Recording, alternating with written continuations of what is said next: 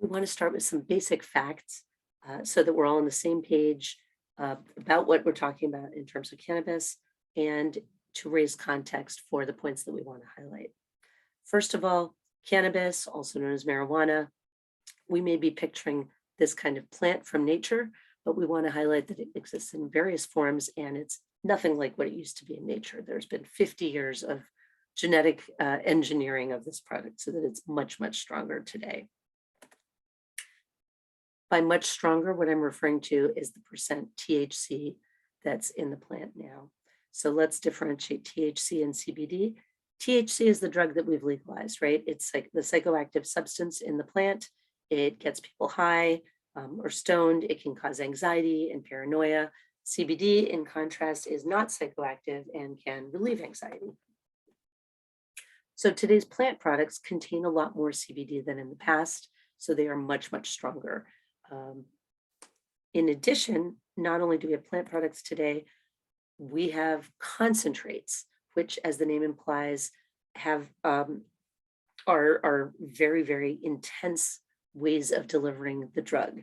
So chemical processes are used to condense the THC by extracting oils, melting them down, whatever, turning them into things called wax or shatter, dabs, oils, all of which are extremely high strength forms of THC with the plant matter removed.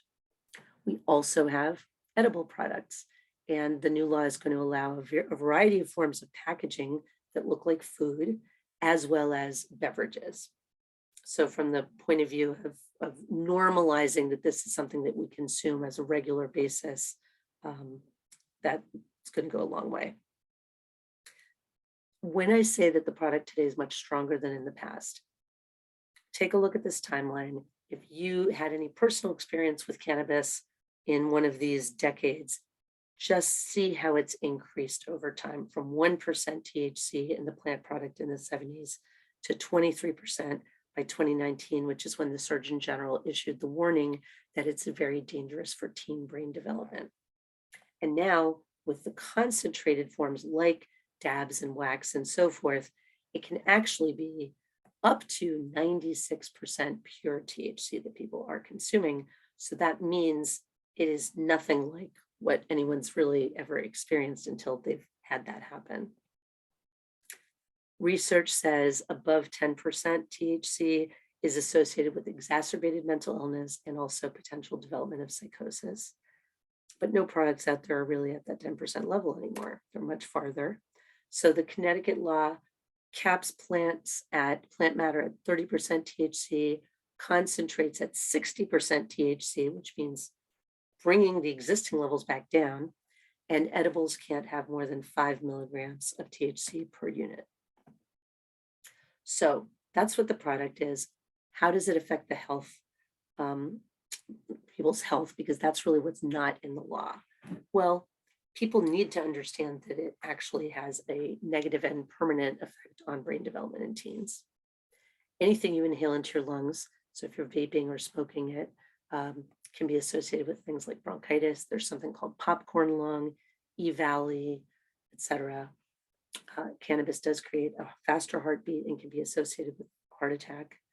It crosses the placental wall. Pregnant women and lactating women should not be using cannabis because it does affect the baby's development and weakens the immune system.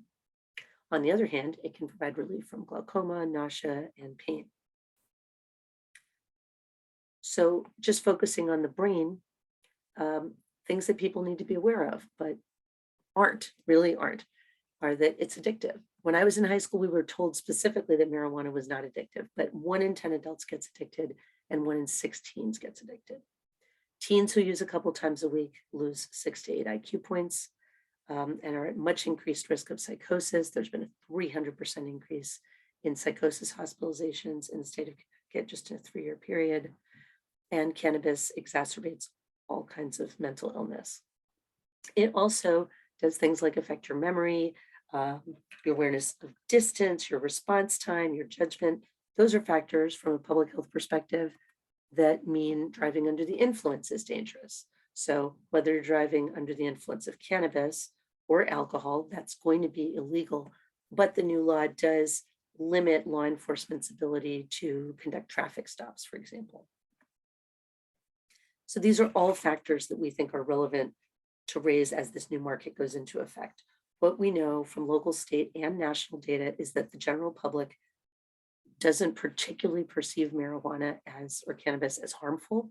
So we're going to have a new market, but our consumers aren't going to be particularly well informed unless we do things like add warning labels, which we have on alcohol and cigarettes, right? Unless we provide health education. You should know the state of Connecticut has never done any kind of marijuana prevention or education aimed at the general public. And so these are some of the things we want to talk about. In states that legalized marijuana, there were some pretty major impacts: 25% increase in teen addiction, increase in marijuana hospitalizations, increase in calls to the poison control centers. This is why things like compliance, enforcement, and awareness are going to be so important. There's also going to be a social equity impact on neighborhoods. The state law doesn't do anything about regulating outlet density, for example, leaving it to municipalities. So what we're going to have, for example, is that Westport will have no marijuana sales locations. And meanwhile, South Norwalk has these 3 locations on the same block that have just opened up in recent months, ready to go. The expected tax revenue is going to be used to create what's called a social equity fund to allow small business owners from places like South Norwalk to invest in the cannabis industry, and a prevention and recovery services fund to cover not just prevention and recovery, but also treatment and data collection. These are the intended revenues to go to those content areas, but they don't start until 2024. So that's the context that we want for today's conversation. And now I'm going to give you ginger cats for a personal story.